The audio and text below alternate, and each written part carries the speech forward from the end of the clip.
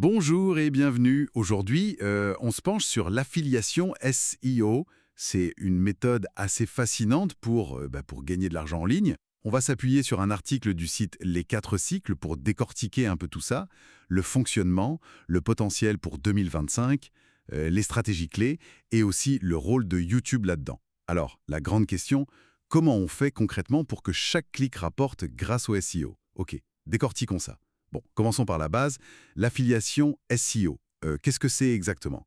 L'article dit que c'est en gros l'alliance du marketing d'affiliation et du référencement naturel, le SEO. Il décrit un modèle à trois, l'annonceur, donc la marque, l'éditeur, c'est nous qui attirons le trafic qualifié avec le SEO, et puis le client final. Exactement. Et c'est cette synergie qui est intéressante. L'éditeur utilise le SEO pour capter l'attention, attirer du monde sur son site, et puis il redirige ce trafic vers les offres des annonceurs via les liens d'affiliation. C'est là que la conversion se fait. Et attention, c'est pas un petit marché, c'est vraiment en pleine explosion. On parle d'un marché mondial qui pourrait atteindre presque 13 milliards de dollars d'ici 2026. Ça fait une croissance d'environ 10% par an, c'est énorme. Ah oui, 10% par an, ça donne le tournis. Et on entend souvent parler de revenus passifs quand on parle d'affiliation. Est-ce que c'est euh, réaliste ou c'est un peu un mythe Alors, c'est vrai que c'est la promesse alléchante. Et oui, c'est possible. Un contenu qui est bien classé, bien positionné dans Google, il peut générer des commissions pendant longtemps, des mois, parfois même des années.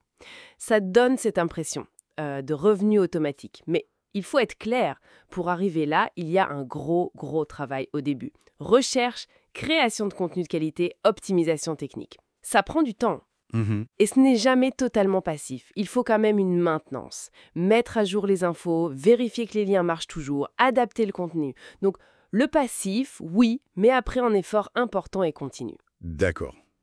Donc, un potentiel réel, mais qui demande de l'investissement, quoi. Alors, quelles sont les stratégies un peu pointues pour réussir en 2025, selon l'article? Alors, plusieurs choses sont clés. D'abord, la recherche de mots-clés. Ça reste la base. Surtout trouver les termes transactionnels, ceux qui montrent que la personne est prête à acheter. L'article mentionne des outils comme SEMrush, Ahrefs pour ça. Oui, les classiques. Exactement. Ensuite, il y a l'optimisation on-page, tout ce qu'on fait sur la page elle-même.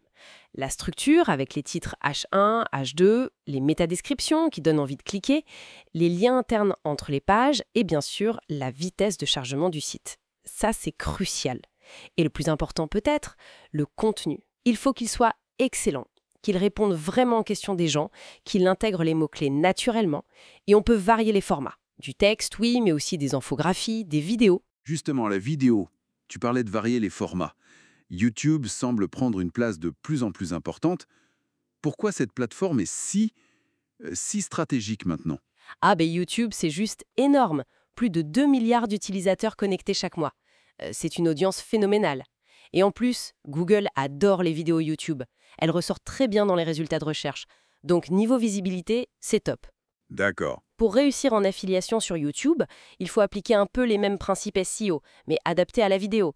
Créer du contenu vraiment intéressant, de qualité premium, comme dit l'article, optimiser les titres, les descriptions, les tags, comme pour un article de blog, soigner la miniature, ça c'est super important pour le clic, et bien sûr intégrer les liens d'affiliation dans la description avec les fiches interactives et ne pas oublier les appels à l'action clairs. Hmm. En fait, si on combine un bon SEO sur son site web et une présence bien travaillée sur YouTube, là on a une synergie vraiment puissante. Intéressant cette complémentarité. Et si on parle de conversion pure, est-ce que YouTube convertit aussi bien qu'un blog classique? Alors, ce que l'article souligne, et c'est souvent observé, c'est que YouTube peut amener beaucoup plus de monde, une audience plus large. Mais, Le taux de conversion pour les liens d'affiliation est souvent un peu plus bas. ah oui, pourquoi? Sur YouTube, les gens sont peut-être plus dans une optique de divertissement, d'apprentissage large. Sur un blog, surtout un blog de niche bien ciblé, les visiteurs ont souvent une intention plus précise, déjà plus proche de l'achat. Donc, ils cliquent et achètent plus facilement. Moins de volume, mais meilleure conversion. Améliorée. Quels outils ou plateformes sont recommandés dans l'article?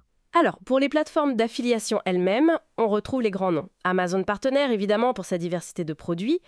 Awin, CJ Affiliate, qui sont très sérieuses avec beaucoup d'annonceurs variés. Share et Sale aussi, pas mal pour certaines niches spécifiques. D'accord. Et pour le travail SEO en lui-même, Google Analytics, c'est la base pour comprendre d'où vient le trafic. Ahrefs est mentionné comme très puissant pour analyser les mots-clés, les liens entrants. Et il y a aussi des outils comme Screaming Frog pour faire des audits techniques du site, trouver les erreurs, les liens cassés, etc. Mais bon, au-delà des outils, l'article insiste sur l'importance de se former en continu. Les algos changent tout le temps, faut rester à jour. Bon, alors, si on résume tout ça, l'affiliation SEO, c'est ce mariage entre le référencement et le marketing partenaire. C'est un marché qui grandit fort. Le fameux revenu passif, c'est possible, mais attention, ça demande du boulot au départ et de l'entretien. Pour 2025, les clés c'est bien choisir ses mots-clés, optimiser ses pages, créer du contenu vraiment top sur différents supports et intégrer YouTube de manière stratégique. Sans oublier les bons outils pour analyser et optimiser. C'est tout à fait ça. Et ça ouvre peut-être une réflexion un peu plus large pour conclure. Vu qu'il faut constamment s'adapter, créer du contenu de qualité partout, répondre aux exigences des algorithmes qui changent, est-ce que finalement, le succès durable en affiliation SEO, ça ne dépend pas de plus en plus de la capacité à construire une vraie marque? Une marque média, forte, crédible, qui va au-delà de la simple technique SEO. Bâtir la confiance, en fait.